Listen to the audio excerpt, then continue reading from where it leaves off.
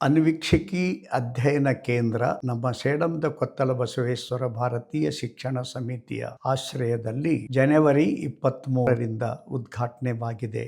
ಈಗ ಪ್ರವೇಶ ಪಡೆಯುವ ಅಂತಿಮ ಘಳಿಗೆ ಅಂತಂದ್ರೆ ಜುಲೈ 25ನೇ ತಾರೀಕು.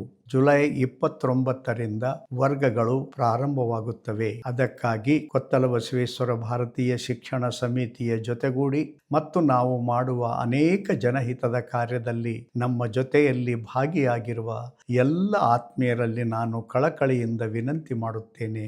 ಒಂದು ಸಲ ನಿಮ್ಮ ಕಡೆಯಿಂದ ಒಬ್ಬ ಪದವಿ ಅಥವಾ ಅದಕ್ಕೂ ಮೇಲ್ಪಟ್ಟ ವಿದ್ಯಾರ್ಥಿ ಅಥವಾ ವಿದ್ಯಾರ್ಥಿನಿಯನ್ನು ಕರೆದುಕೊಂಡು ಬಂದು ಇಲ್ಲಿರುವ ನಮ್ಮ ಅನ್ವೀಕ್ಷಕಿ ಅಧ್ಯಯನ ಕೇಂದ್ರದ ತಯಾರಿ ಮತ್ತು ನಮ್ಮ ದೃಷ್ಟಿಕೋನವನ್ನು ತಿಳಿದುಕೊಂಡು ಕನಿಷ್ಠ ನಿಮ್ಮಿಂದ ಒಬ್ಬ ಮಗುವನ್ನಾದರೂ ಇಲ್ಲಿ ಸೇರಿಸಬೇಕು.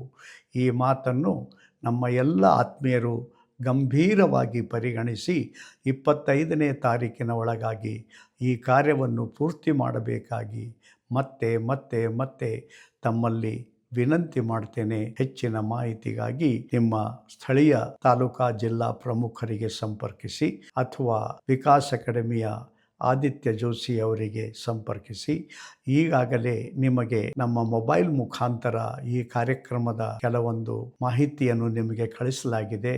ಅದನ್ನು ನೋಡಿ ಸಂಪರ್ಕ ಮಾಡಿ ನಿಮ್ಮಿಂದ ಒಬ್ಬ ವಿದ್ಯಾರ್ಥಿ ಅಥವಾ ವಿದ್ಯಾರ್ಥಿನಿ ಈ ಕಾರ್ಯಕ್ರಮಕ್ಕೆ ಬರಬೇಕು. ನಾವೆಲ್ಲರೂ ದೇಶ ಒಳ್ಳೆಯದಾಗಬೇಕು, ಜನ ಒಳ್ಳೆಯದಾಗಬೇಕಂದ್ರೆ ಒಳ್ಳೆಯದಕ್ಕೆ ನಮ್ಮದೂ ತಪಸ್ಸು ಬೇಕು.